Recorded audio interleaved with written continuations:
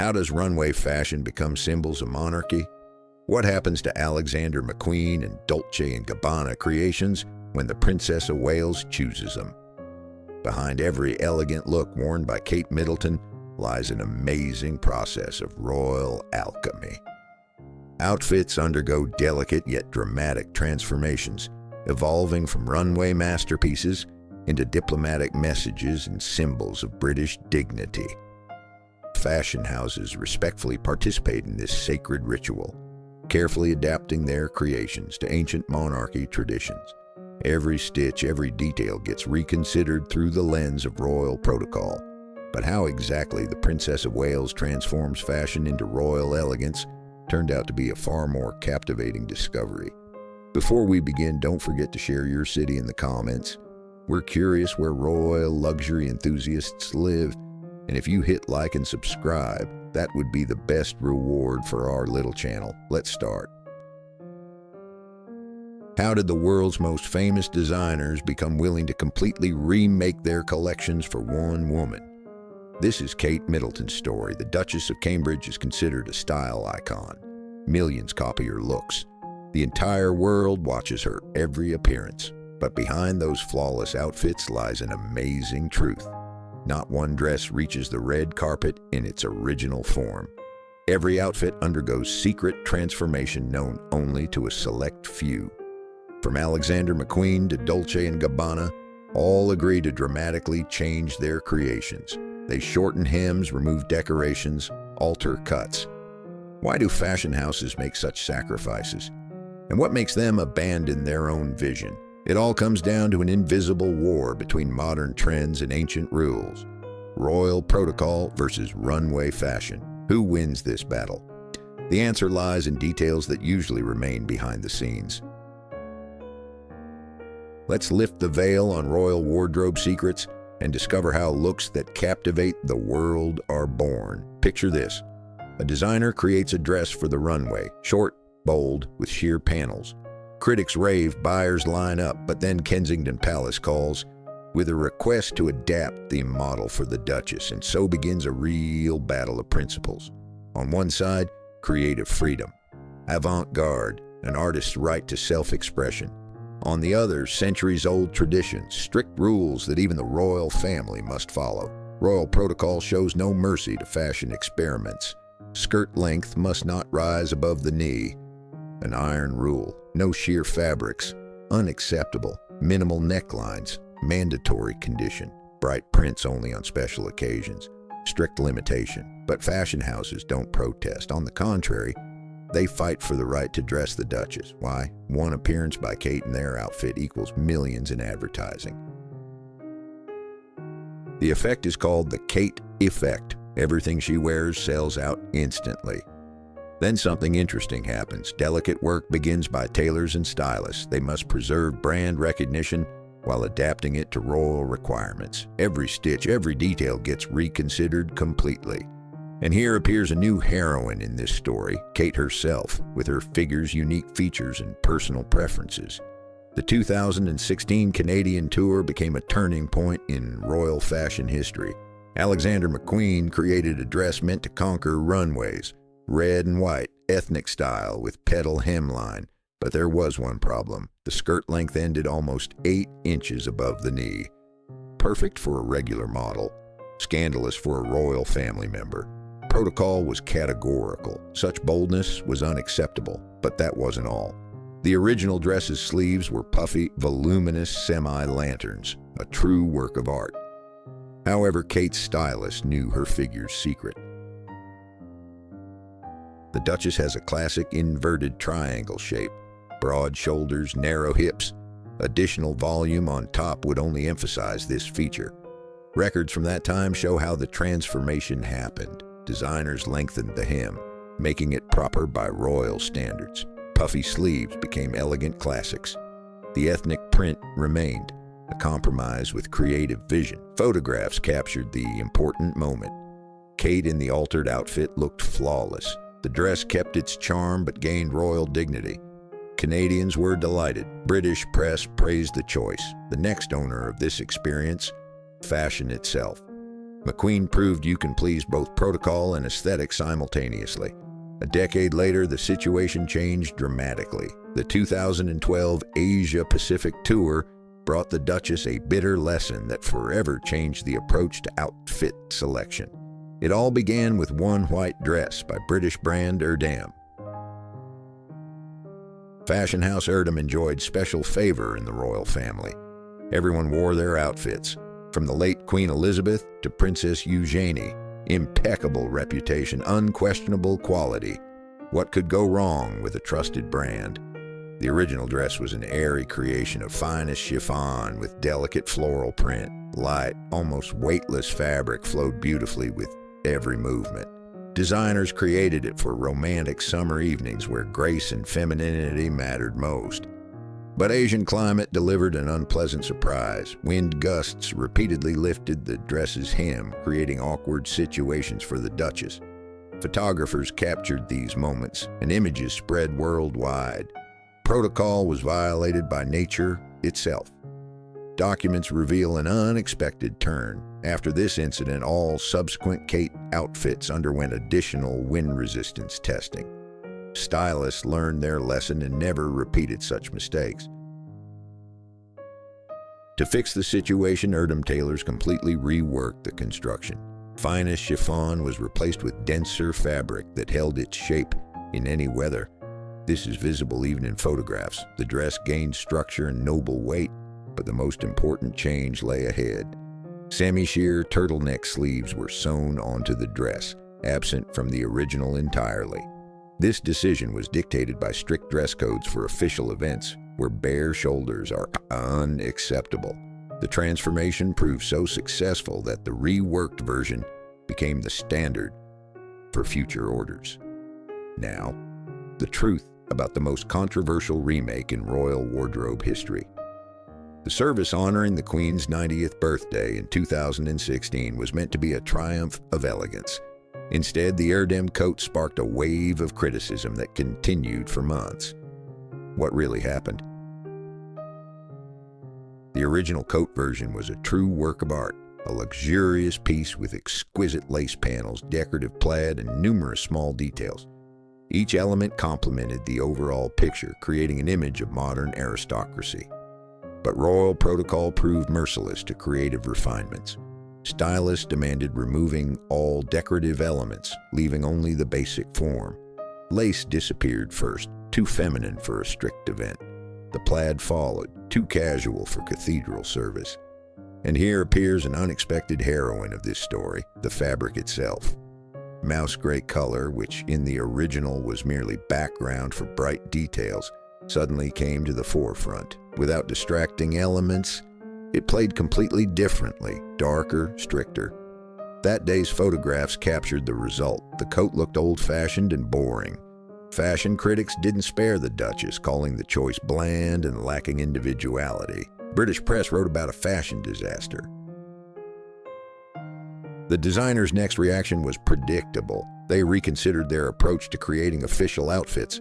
Erdem admitted, sometimes simplification kills a piece's soul. The lesson proved painful but necessary. The real turning point came later when analysis revealed the main mistake. Tailors focused on what to remove, forgetting what to add. Bare foundation without compensating elements turned an elegant coat into a faceless garment. This case became a pivotal moment in relations between designers and the palace. The most important lay ahead, the 2016 Indian tour, which became a true laboratory for fashion experiments. 3 completely different outfits, 3 dramatic transformations, 3 lessons about how cultural diplomacy influences high fashion. The first test was a boho-style dress by Indian designer Anita Dongre. The original version amazed the imagination, a luxurious floor-length gown with cape overlay that transformed an ordinary woman into a true princess from an Eastern fairy tale. A long train flowed with every movement, creating an aura of mystical beauty. But the tour's program proved merciless to romantic fantasies. Active events, walking tours, cricket games, all required practicality, not theatricality. The long train would have become a hindrance rather than decoration, so it had to go. Then something interesting happened with the dress itself. It was shortened, removing the magical floor length. The cape overlay disappeared completely, leaving only the main part of the outfit. What should have been a princess's gown became a casual, ethnic-style dress. Documents reveal an unexpected turn. The simplified version suddenly caught the boho trend just forming that year. The dress instantly appeared in mass-market stores and online platforms, becoming one of the season's most copied outfits. The second test awaited the Duchess in a lace dress by Temperley London in soft turquoise. Here the problem was delicate. Sheer panels on the chest, completely unsuitable for a royal person. And here we reach this tour's main lesson. Sometimes fixing one problem creates another. The fashion house replaced sheer fabric with dense material, but miscalculated the fit. The panel became too tight, creating unnatural tension in the chest area. The tour's third dress seemed simplest, but hid the most important secret of royal style. The Eastern-style outfit by brand Glamorous UK underwent minimal alteration. They only added a black line at the waist, such a small detail that untrained eyes might miss the change entirely. But this detail reveals a secret used by all of Kate's stylists without exception. The Duchess has an inverted triangle figure, broad shoulders, narrow hips, undefined waist. Every outfit must compensate for these features. The black waistline isn't decoration, but optical illusion. It visually creates curves where none exist naturally. Combined with a flowing skirt, this brings the silhouette closer to hourglass ideals. Simple technique, but incredibly effective. Stylist records from that time show every alteration considers not only protocol, but also the Duchess's anatomical features. This explains why McQueen's puffy sleeves became classic and many dresses receive waist-emphasizing elements. The next owner of this knowledge, the fashion industry itself. Designers began studying royal correction principles and applying them in mass collections. Techniques perfected on Kate's outfits became standards for women with similar figures. Now we move to the most controversial case, the Dolce Gabbana dress that became a symbol of struggle between artistic vision and practicality. Here it wasn't about dramatic alteration, but philosophical choice between beauty and functionality. What really happened with this tea dress? The original's chest featured an exquisite handmade applique with clocks as if taken from Alice in Wonderland pages. Every detail was crafted with jeweler's precision, but Kate's stylists made a radical decision: completely remove all decoration. The reason was pragmatic. The dress should become universal, suitable for different events. Fairy tale clocks would have turned the outfit into a themed party costume rather than elegant dress for official meetings. This case became pivotal in understanding how the royal wardrobe works. Every outfit is an investment that must pay off through multiple wearings. Decorative elements, however beautiful, limit possibilities for reuse. Photographs confirm the decision's correctness. The Duchess wore the altered Dolce dress to 3 different events.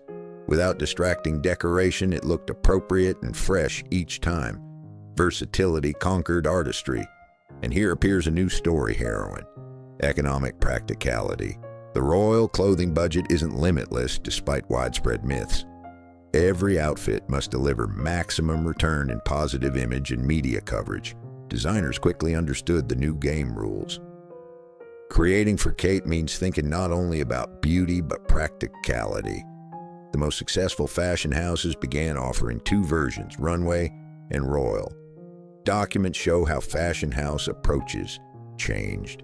If they once resisted alterations, now they propose adapted versions themselves. McQueen creates special patterns for royal orders. Erdem develops enhanced density fabrics. The real turning point came when industry realized the Kate effect works because of alterations, not despite them. Ordinary women buy adapted versions because they're more practical than originals. This story's next chapter began with analyzing failures. Erdem's gray coat taught everyone an important lesson. Removing details is only possible when there's replacement for them. The key moment came in understanding that royal style isn't compromise, but separate art. Analysis of all alterations revealed a hidden formula that transforms runway outfits into style icons. The formula's first rule: considering anatomical features matters more than fashion trends. Kate's broad shoulders require special approach, no additional volume on top, waist emphasis, classic sleeve cuts. This explains why McQueen's puffy sleeves became strict and most dresses receive silhouette emphasizing details. Second rule: protocol limitations become elegant sources. Knee length creates noble restraint. Covered shoulders add aristocracy. Dense fabrics ensure dignified fit. What seems limiting becomes advantageous. Third rule: versatility over originality. Decoration can be brilliant, but if it makes a dress single use, it gets abandoned without regret. Alice's clocks from Dolce were beautiful, but royal wardrobes require reuse. Fourth rule: execution quality compensates for design simplicity. When decorative elements are removed, every stitch, every cut line must be flawless. Simplicity exposes any flaws, making tailor's craftsmanship critically important. Recent years' photographs prove the formula works perfectly. Every Kate appearance becomes an elegant standard, and her outfits get copied worldwide instantly. Altered versions sell better than originals. And here we reach the final truth. Kate Middleton's royal style isn't a reduced fashion version, but its highest form. When you remove everything unnecessary, only perfection remains. When you limit choices with rules, you get flawless results. Let's look at facts. Throughout her marriage years, the Duchess hasn't made a single serious fashion mistake. Her every look becomes an object of admiration and imitation. This isn't coincidence. It's the result of systematic work by professional teams who turned limitations into advantages. Every outfit transformation demonstrates mutual respect for monarchy traditions and designers' creative genius. Isn't it wonderful to see how true royal elegance is born? Ahead await new captivating stories about royal family legacies. Goodbye.